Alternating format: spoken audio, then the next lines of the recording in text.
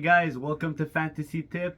This is your co-host Max, and this is the Week 18 Weekend Waiver Wire ad video. Today I will be giving my top picks for players to add to your fantasy hockey team. With the playoffs just around the corner, it's important to make sure your team is ready for the upcoming games, and these players could be the key to your success.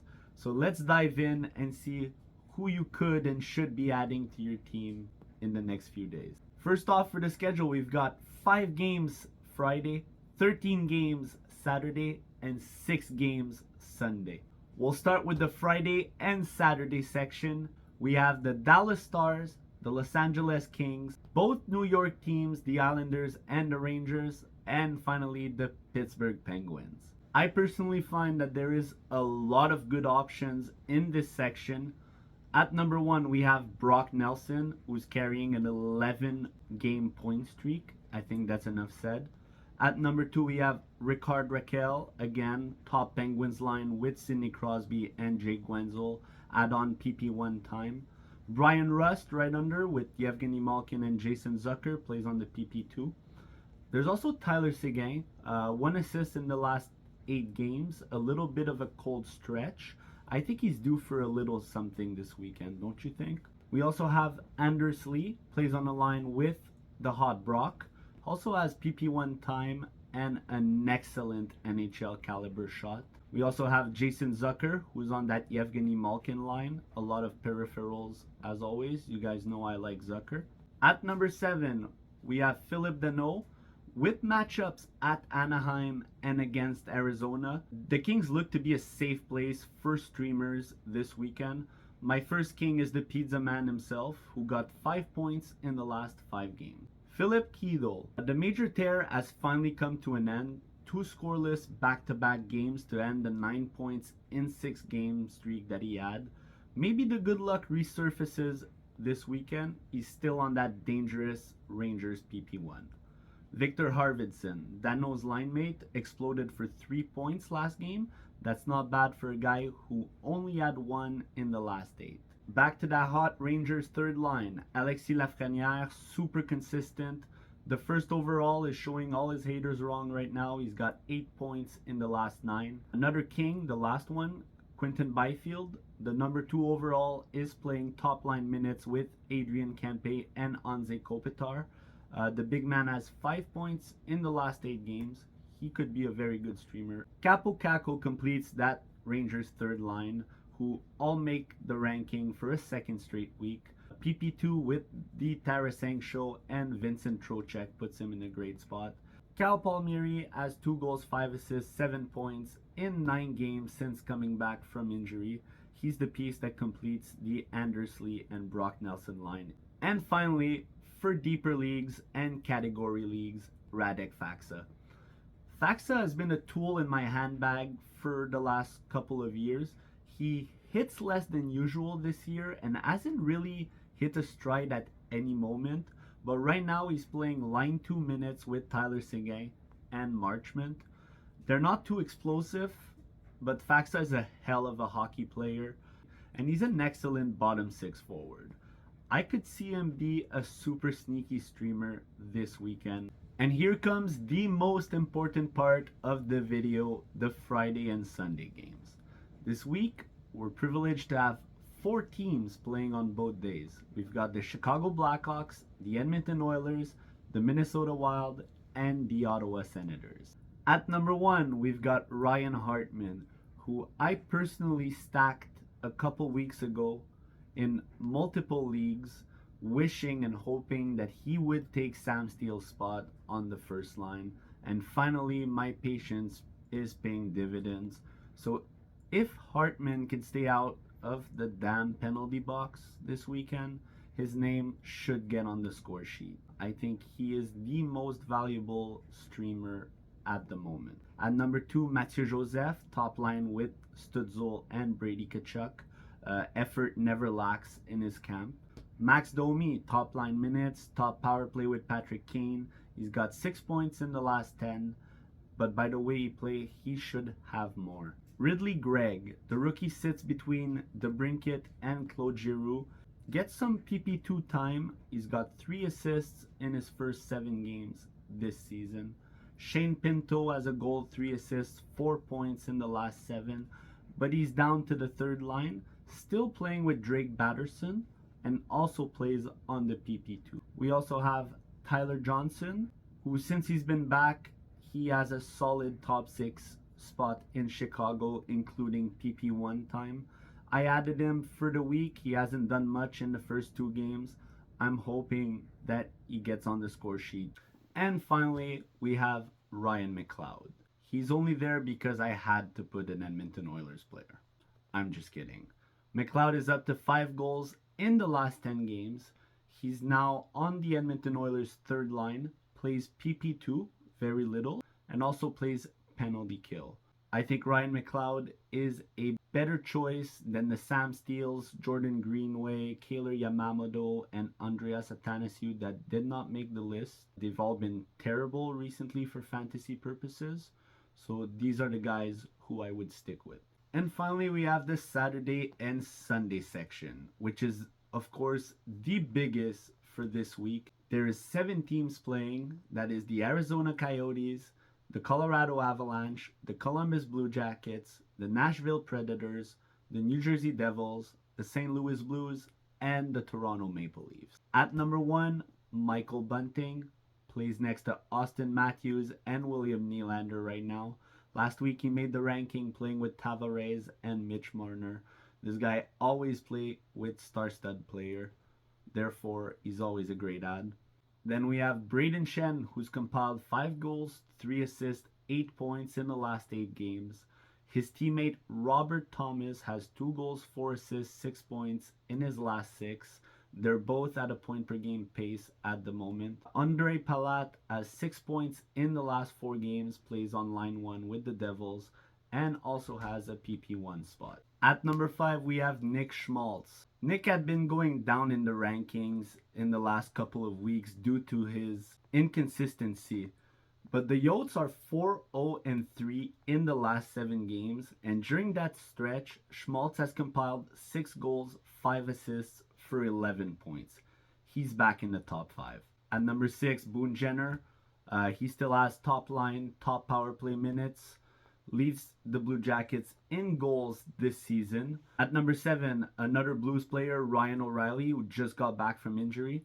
O'Reilly has scored in both games since he's been back, and the Blues have not lost. I'm high on the Blues for the next couple of weeks. I would look to stream some of these rejected Blues players that haven't done well in the early parts of the season. At number 8, Mikael Granlund. He's going through a rough year after getting 64 points last year. He's up to a little 29 points with a minus 16 on the season. But Granlund is still a very capable player and will have opportunities to bounce back this weekend on the top power play. At number 9, we have Barrett Hayton. He might only have 7 goals so far this season, but the biggest difference in his game for me is that he puts the puck on net, contrary to last year. Line 1 with PP1 time is never something to overlook, even for the Coyotes. Cody Glass is now the Nashville Predators' first-line center. He's playing between Nino Niederreiter and Matt Duchene. 3 goals, 3 assists, 6 points in the last 8 games, and plays on the point of the PP1. Nick Bjugstad, what a good hockey player. He could be a trade chip at the deadline for a real contender, but right now he's a +7 on a weak Arizona team. The huge center also plays PP1 and should not be overlooked on the waiver wire. We also have Ryan Johansson, who's compiled 4 points in the last 6 games, and Lawson Krause, the complete package. A little bit of hits, a little bit of shots. He's up to 19 goals, 12 assists, 31 points on the season. He's a very well-rounded player to have. And finally, to complete the list, we have GT Compher. Just like McLeod, he's on the list because I needed to put a Colorado Avalanche player. Now that I said that, he's gonna go off. Watch. Compher has 3 points in the last 9 games, but plays on the second line with Mikko Rantanen. He could be a dangerous streaming option this weekend. Kirill Marchenko, Nino Niederreiter, Barbashev and Alex Kerfoot are a couple players who just missed the ranking. If all the players I mentioned aren't taken, these are a couple of extra options for you guys. Now on to defensemen. At number 1, Seth Jones. The big defenseman still quarterbacks that Blackhawks power play and will always remain a good option if you're looking for an offensive minded defenseman. At number 2, we have Jeff Petrie, Mr. Consistency. Expect a point every 2 games with a multitude of hits and blocks when it comes to Petrie. We also have Torrey Krug, who has not been ruled out for Thursday night's game, so I assume that he will be good to go this weekend with the Blues. He's got 5 assists in the last 6 games played, and he is a solid PP1 defenseman to have. Is it me, or do the Coyotes' young defensive core become OP when Chychrun doesn't play? Right now, Valimaki is the man to watch on that Coyotes team. He's got 6 assists in the last 5 games. And during the 1-0 win against the Tampa Bay Lightning on Wednesday, he logged 26 minutes, 10 seconds of play. Pick your poison between the Colorado Avalanche's defensemen, Sam Girard and Bowen Byram. They play on the same PP2. Girard is a smooth skater with 7 points in the last 8. Bowen Byram has a more refined game. He has 3 assists in the last 5 games since he's been back. Adam Bockwis quarterbacking that PP1, 1 goal, 6 assists, 7 points in the last 8 games in Columbus. Jared Spurgeon, 6 games without a point. He lost his PP1 spot, but he is still the Minnesota Wild's first defenseman. At number 9, Damon Severson, line 2, PP2, PK2. He's got 3 assists in the last 5 games. And finally, Ryan Pollock, who I love a lot. He's got a goal and an assist in the last 3 games. I have to mention that he no longer plays on the power play, but he is still the New York Islanders' first defenseman. JJ Moser, Mark Giordano, Sean Dursey, and Mickey Anderson just missed this list. And finally, for the goalie streams, we have a couple of very good options. First off, the Toronto Maple Leafs just obliterated the Chicago Blackhawks on Wednesday, and they're already facing each other again this Sunday. If Samsonov gets the nod on Saturday, Matt Murray or Joseph Woll should be doing the job for Sunday, and they would be the best option for us. At number 2, Matt Sogaard. I stayed clear of adding him, but I'm a big fan of Sogaard since his time with the Denmark national team when he was playing juniors. This guy is an absolute unit. He's 6'6". He's a big guy, and I think he's gonna have a long career. We also have Thomas Greiss, Ottawa, St. Louis. It could go either way. Then I have Mackenzie Blackwood. He could get the start against the Winnipeg Jets.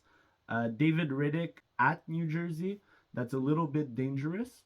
And finally, Karel Vejmelka and Connor Ingram, both playing against the Columbus Blue Jackets. The Yotes are 4-0-3 in the last 7. Stream at your own risk. Now on to the category sections. We'll start with the shots. At number 1, Trevor Moore and Evan Rodriguez, both averaging 3.1 shots a game.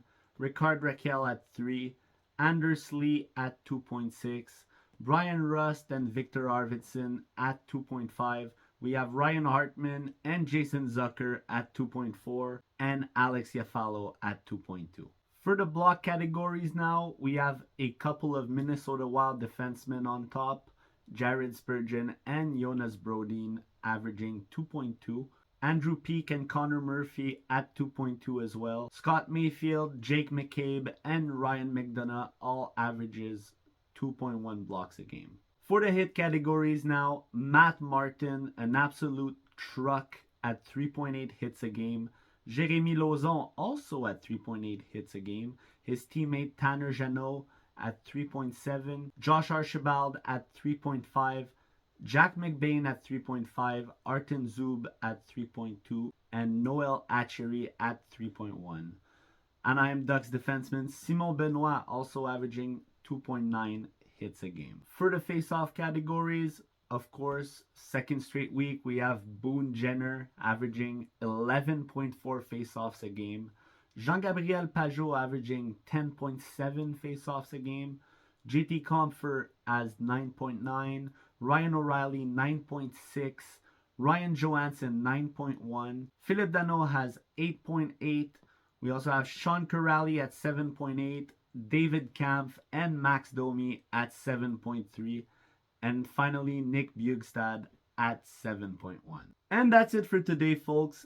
Thank you so much for stopping by and watching through the entire video. If you guys are looking to make key additions for this week, don't forget to look at which players have favorable matchups, which players are likely to see an uptick in ice time, and don't be afraid to take calculated risks in order to give your team the edge. Don't forget to click the like and subscribe button.